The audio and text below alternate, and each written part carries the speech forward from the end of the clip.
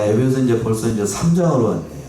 에베소 3장 1절부터 13절까지 있는 말씀인데, 본문의 말씀에서 보시게 되면 이방인의 사도로 부르심을 받았던 사도 바울이 그 직분에 어떻게 충성을 할 수 있는가, 그것에 대해서 이제 사도 바울이 아주 심도 있게 얘기를 하고 있는데, 그래서 말씀의 제목도 하나님께서 쓰시기에 합당한 사람이라는 말씀의 제목으로 제가 말씀의 제목을 잡았어요.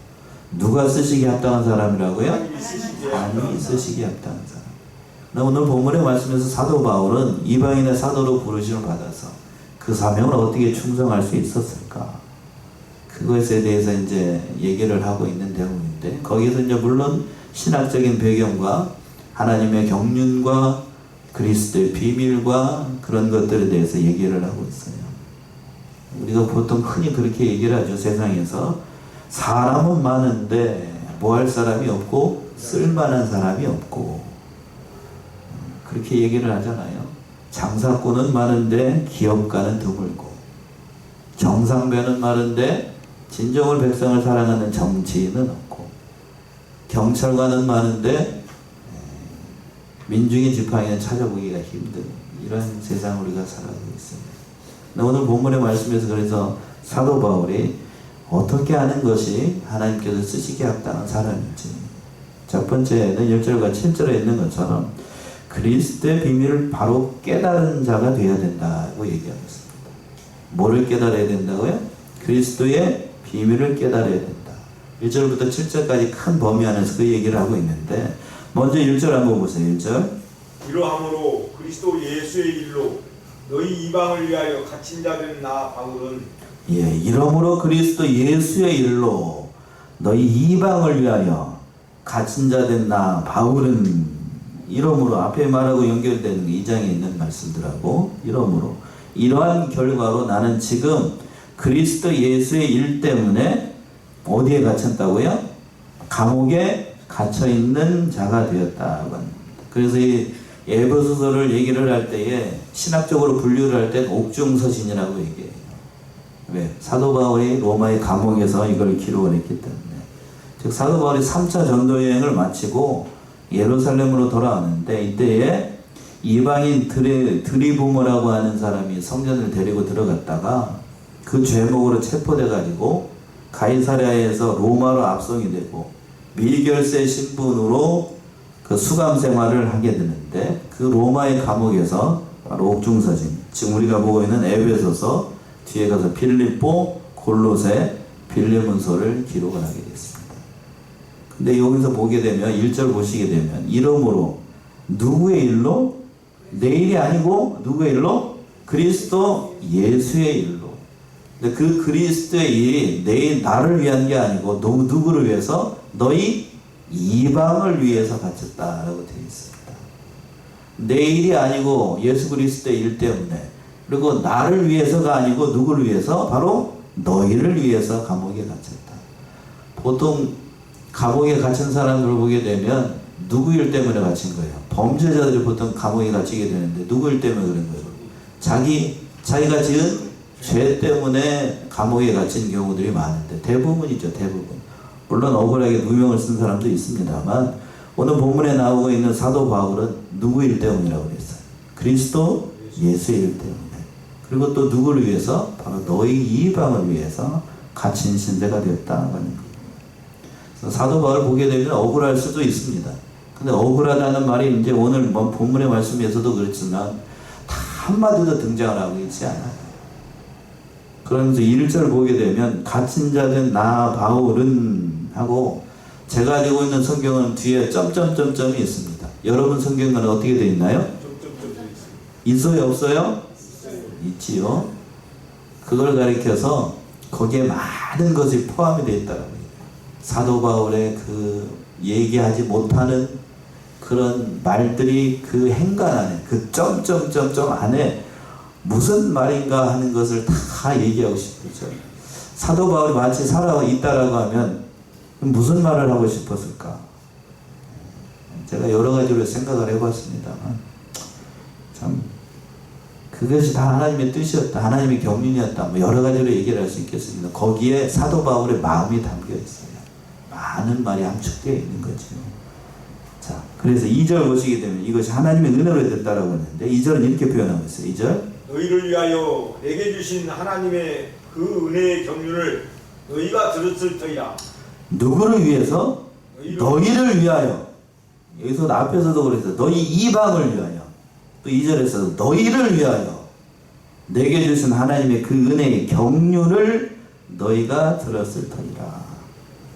하나님의 경륜이라고 그랬어요. 또 앞에서 하나님의 은혜의 경륜이라고 그랬습니다. 경륜이라고 하는 얘기는 강범위한 하나님의 계획과 섭리를 경륜이라고 보통 얘기를 하는데, 즉 사도 바울이 지금 로마의 감옥에 갇혀 있는 것도 누구의 경륜이라는 얘기예요? 하나님의 경륜 가운데, 하나님의 계획하심 가운데, 하나님의 섭리 가운데 이루어진 일이라고 하는 거예요. 자, 우리가 사도행전을 본 지가 좀 오래돼가지고 기억이 가물가물할지 모르겠습니다만, 사도 바울이 로마의 감옥으로 압송되는 그 과정을 우리가 잠시 생각을 해보면, 죄수의 신분으로 끌려감에도 불구하고 온갖 대우는 다 받고 갑니다. 자, 우리가 한번 생각을 해보자고요. 보통 죄수 하게 되면, 죄수 끌려가게 되면 그냥 죄수로 끌려가면 어떻게 인간적인 인격적인 대우도 받지 못하고 그런 경우들이 대부분이잖아요. 근데 사도 바울 한 사람 때문에 로마로 가는 뭐가 마련이 됩니까?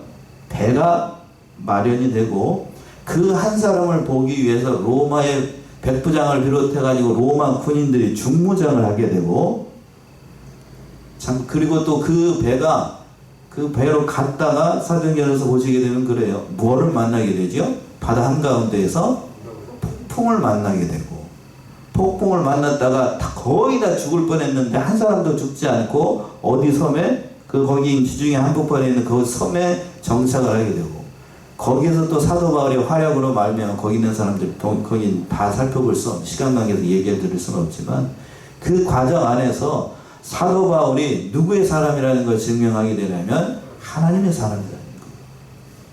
그 섬 안에서도 그랬죠. 뱀에 물렸는데, 복사에 물렸는데 사도 바울이 죽었어요, 안 죽었어요? 안 죽고. 그런 인류의 역사들이 있었어요. 그 소식을 보세요. 오늘 2절에서 그랬잖아요. 너희를 위하여 내게 주신 하나님 은혜의 경륜을 너희가 어떻게 됐을 것이라? 들었을 것이다. 그 얘기를 에베소에 있는 성도들도 다 들었겠지요. 내가 어떻게 바다를 건너와가지고 지금 로마에 갇혀 있다는 사실, 그 과정을 누군가는 다 얘기 들었을 거고, 그 과정을 다 들었을 거라고요.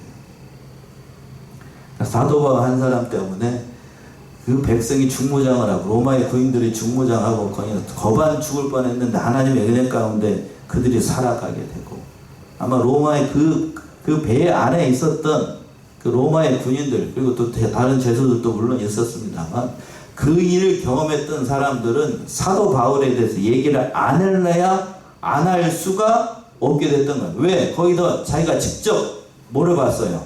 사도 바울이 하는 일을 봤어요. 섬에서 있었던 일을 다 봤고.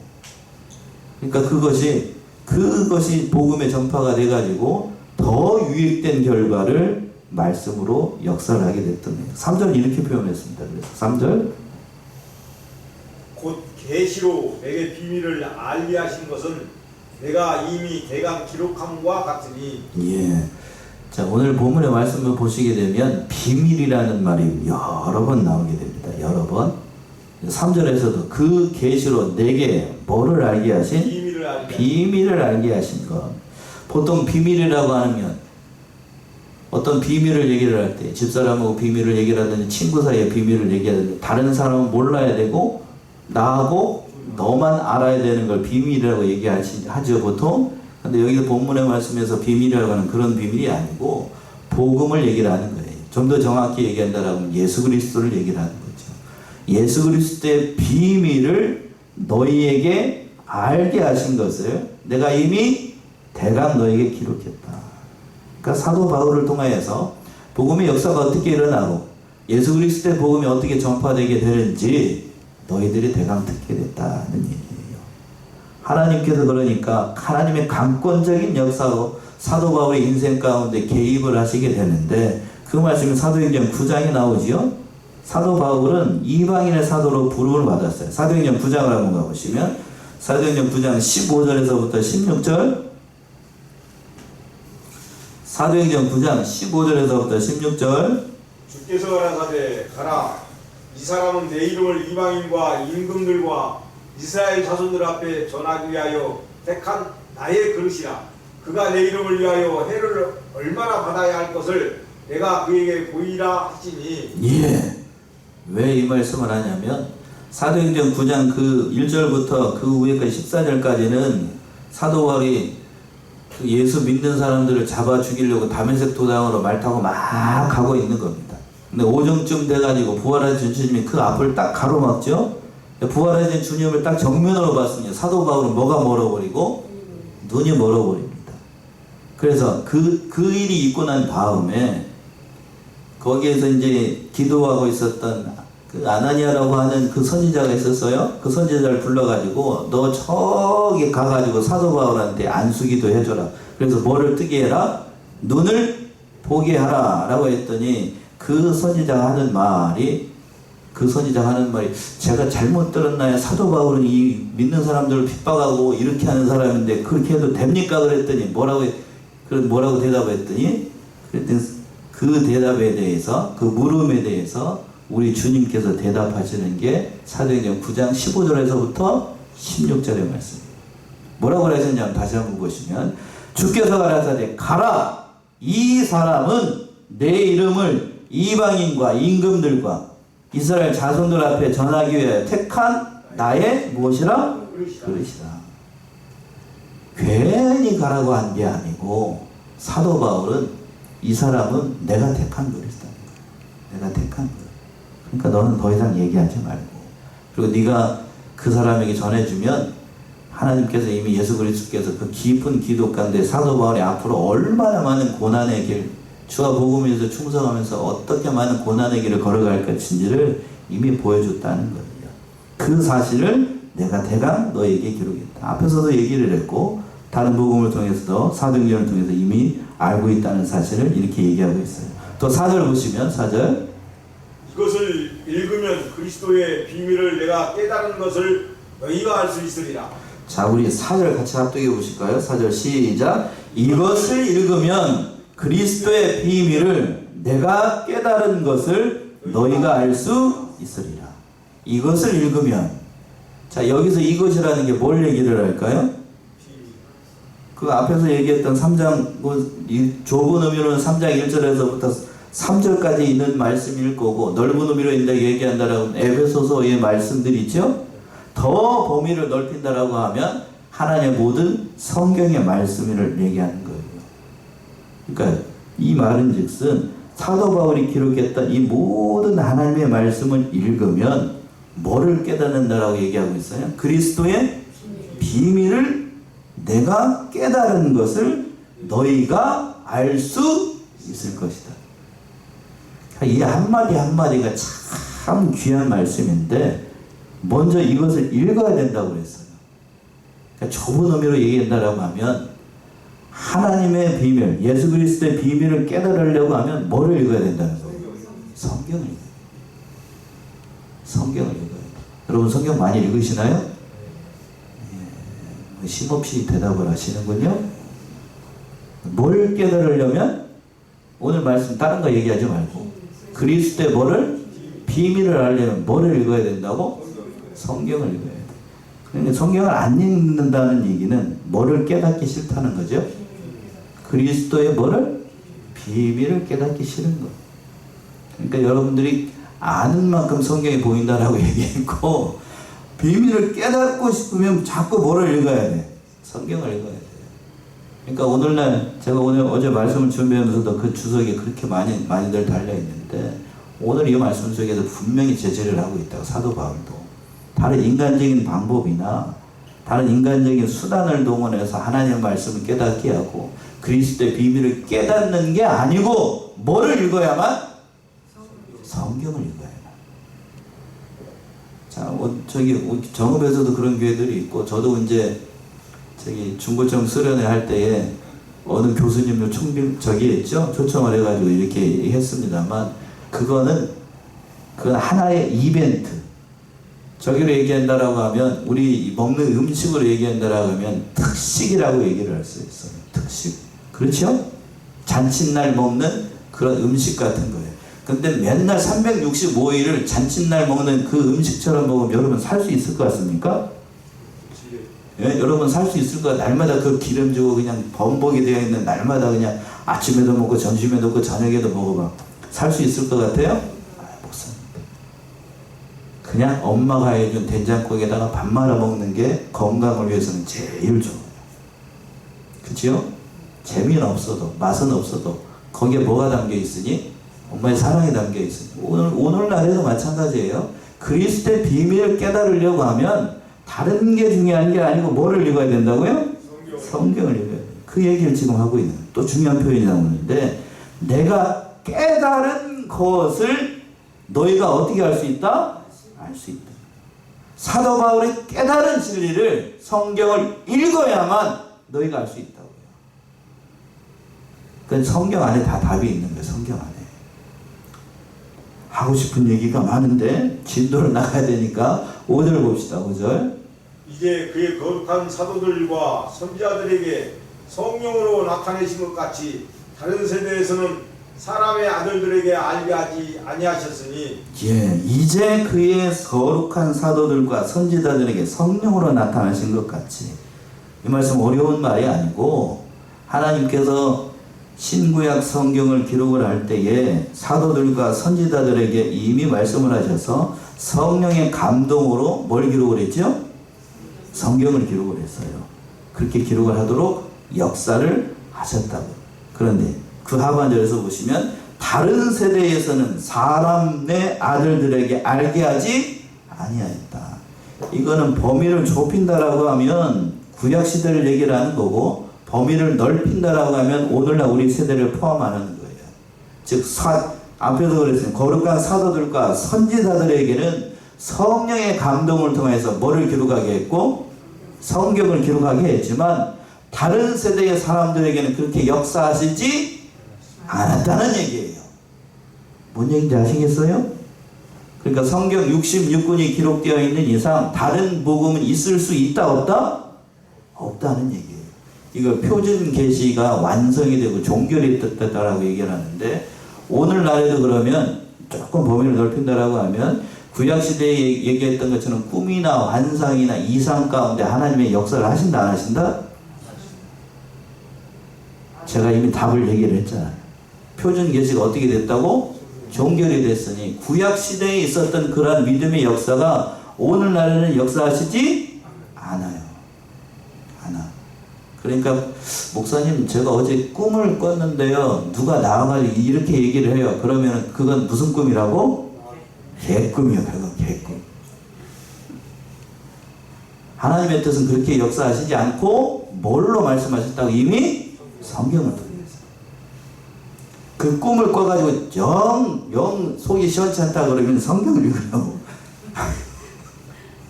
성경을 읽으라고. 그러면 그 꿈을 꾼 이유를 알게 된다고. 저한테 묻지 말고 찜찜해하지 말고. 그러니까 그렇게 역사하시는 시대가 아니라고. 오늘날에는 그렇게 역사하시죠. 그러니까 더 한 가지 예를 든다라고 하면 자꾸 뭔가를 보여달라고 하지 마셔요. 하나님 목소리가 듣고 싶습니다. 또 하나님의 목소리 듣고 하나님을 보고 싶습니다. 또 뭐 다른 사람이 한 것처럼 뜨겁게 예수를 믿고 싶습니다. 이런 이상한 기도하지 말라고. 저를 가르치셨던 사사하셨던 목사님들이 그런 얘기하다. 자, 하나님의 모습을 사람이 볼 수 있나요 없나요? 볼 수 없어요. 사도 바울은 부활하신 예수님을 봤다가 뭐가 멀었다고요? 눈만 멀은 게 다행인 거예요. 예? 눈만 멀은 게. 구약에서 가장 존경받고 가장 하나님과 가까이 있었던 모세도 하나님의 모습을 정면으로 볼 수 없고 하나님의 영광이 지나가고 난 다음에 뒤에서 그 영광의 그 뒷모습만 잠깐 봤다고요. 모세도 그럴진데 여러분이 모세입니까? 아니면 사도 바울입니까? 근데 왜 자꾸 하나님 뭐 하려고? 보여달라고 그러는 거예요. 주저넘게. 감당할 수가 없다고요. 들려달라고, 보고 싶다고.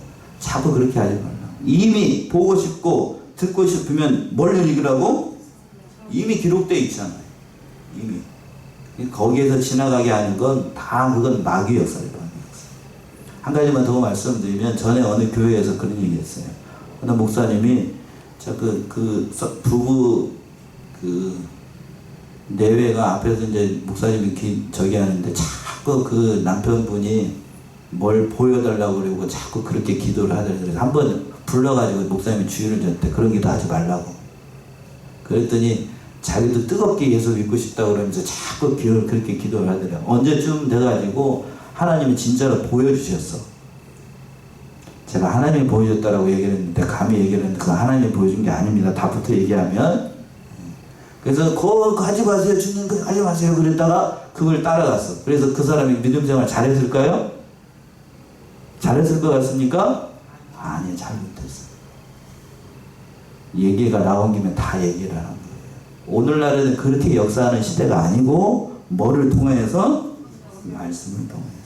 그래서 4절에서 그랬잖아요. 이것을 읽으면, 그렇게 얘기했고, 5절에서도 그랬어요. 성령의 감동으로, 성령으로 나타내신 것 같이 다른 세대는 나타나지 않았다. 여기서 나가면 안 됩니다. 자, 여기까지 하고 또 6절.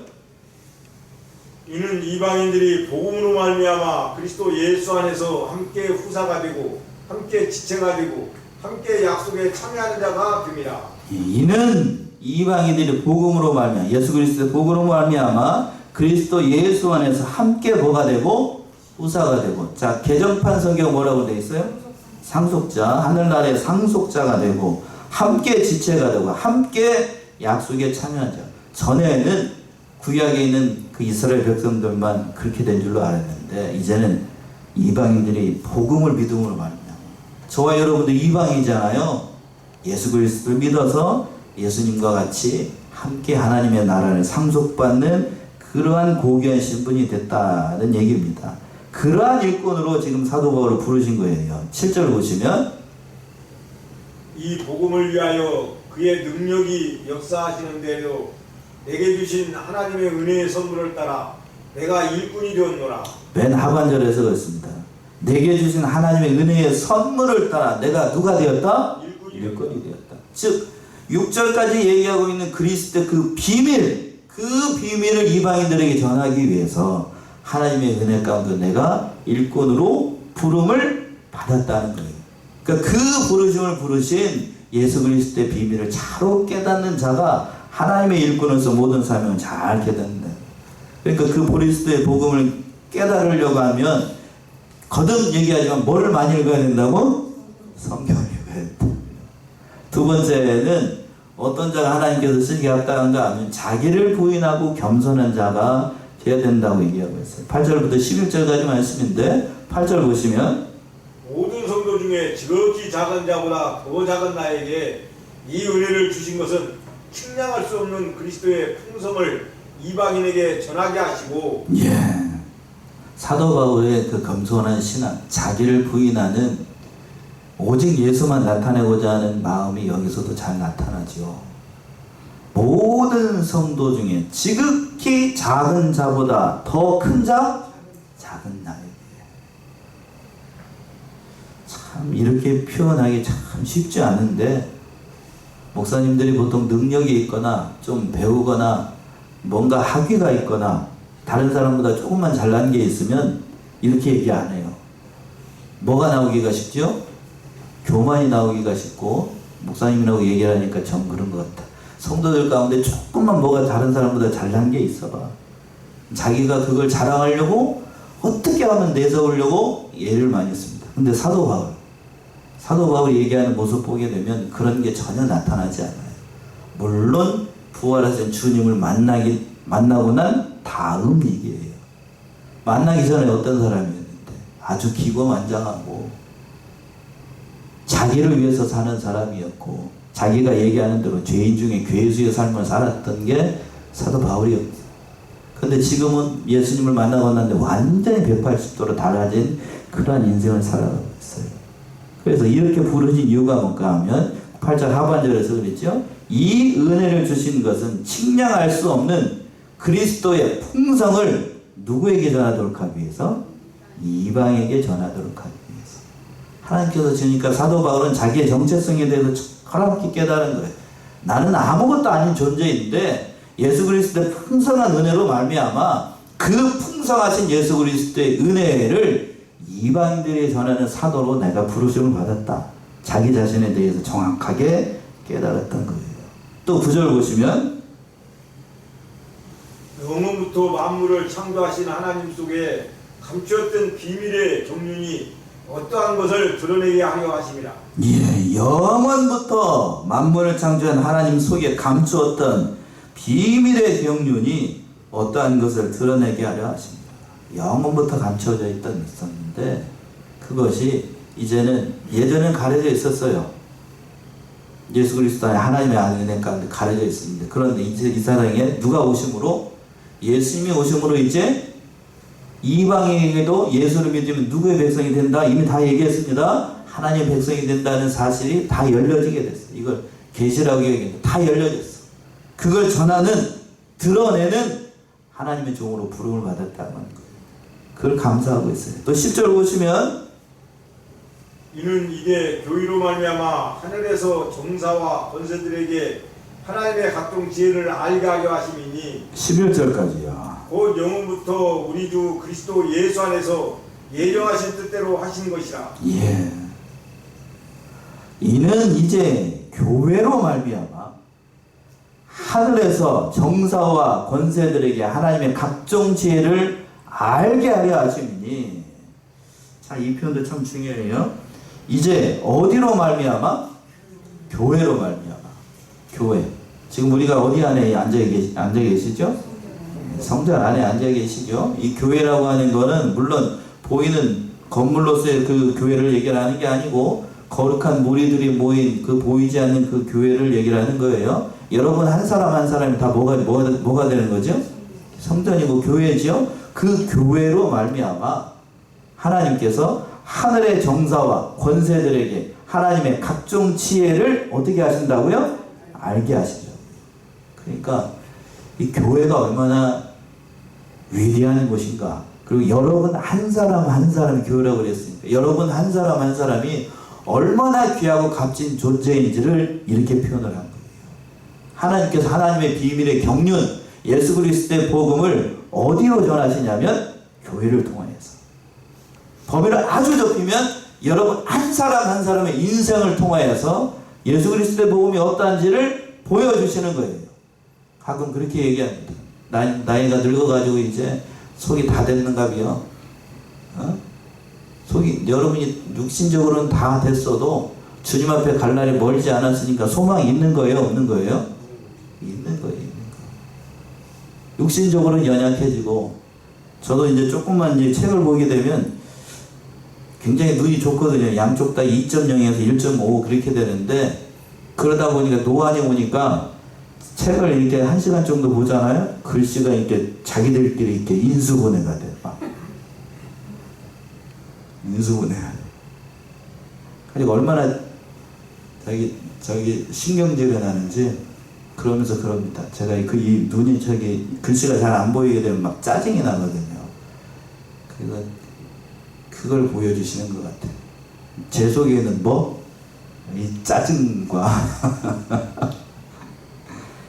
인간됨과 그걸 보여주시는 것 같아요. 이런 연약한 사람도 하나님의 은혜를 전하는 그러한 사람을 만드신다는 사실 얼마나 귀한 은혜예요. 그것이 언제부터 약속되어 있었는가? 언제부터 전약되어 있었는가? 11절 다시 한번 보시면 이렇게 얘기하고 있죠. 그 영원부터 우리 주 그리스도 예수 안에서 예정하신 뜻대로 하신 것이다. 그러니까 여러분 한 사람 한 사람을 구원하는 것, 그리고 여기에 성안교회라고 하는 교회를 세우신 것이 영원하신 하나님의 뜻 안에서 이루어진 거라는 거예요. 아멘이십니까? 여러분이 이 자리에 앉아있는 것도 하나님의 영원하신 작전 가운데 성령의 감동으로 이 자리에 앉아있는 줄로 믿어야 됩니다. 내 의지로 여기 앉아있는 것 같아도 그런 게 아니라고요.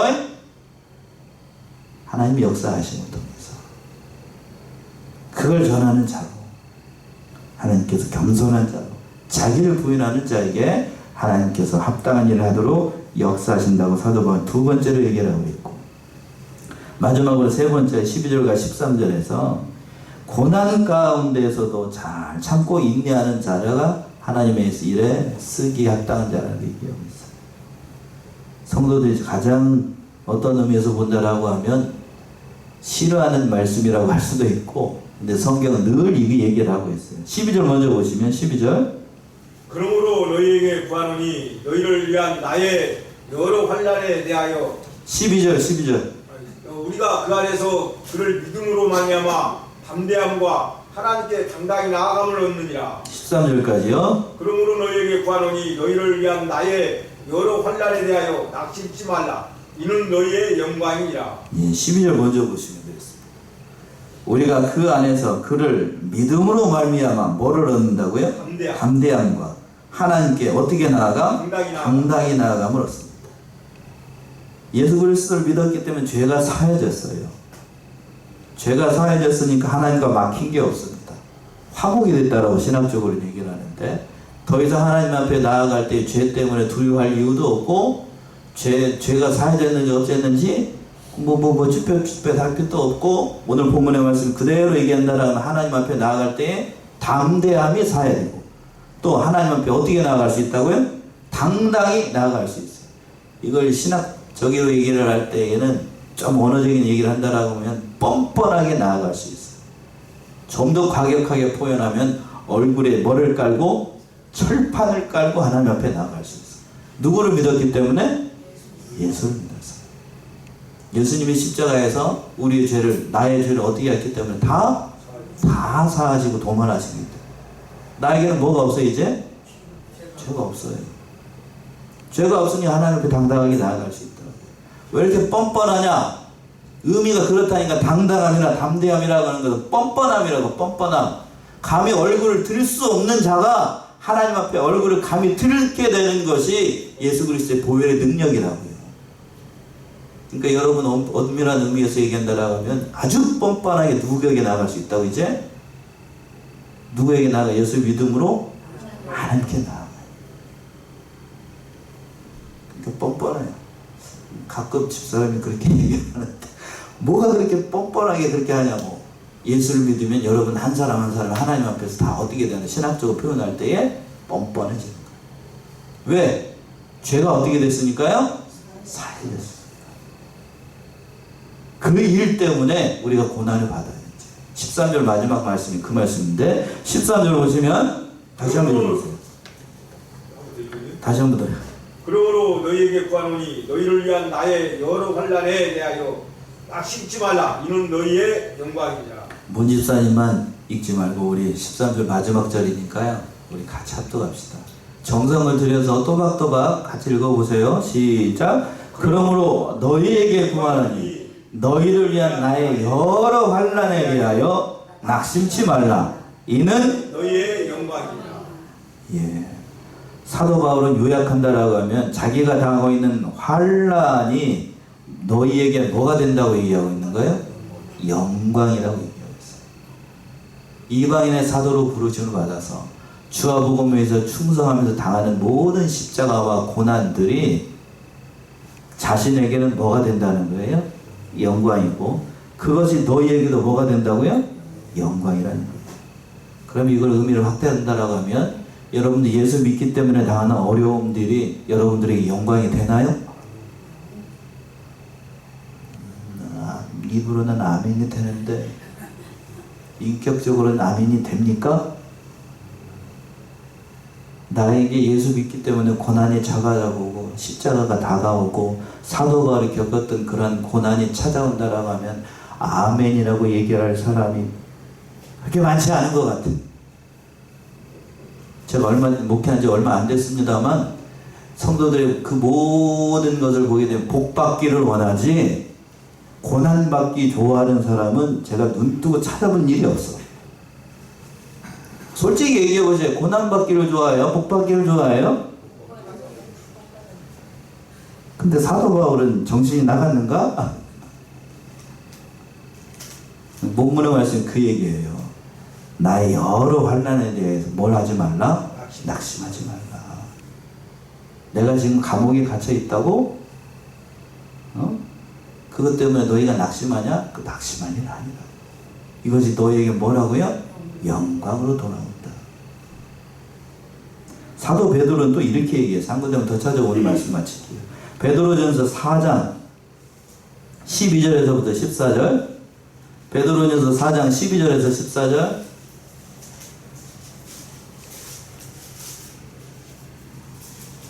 너희가 그리스도의 이름으로 시험을 베드로전서 4장 12절. 사랑하는 자들아, 너희를 실현하려고 오는 불시험을 이상한 일을 하는 것 같이 이상히 여기지 말고 오직 너희가 그리스도의 고난에 참여하는 것으로 즐거워하라. 이는 그의 영광을 나타내실 때 너희로 즐거워하고 기뻐하게 하려 합니다.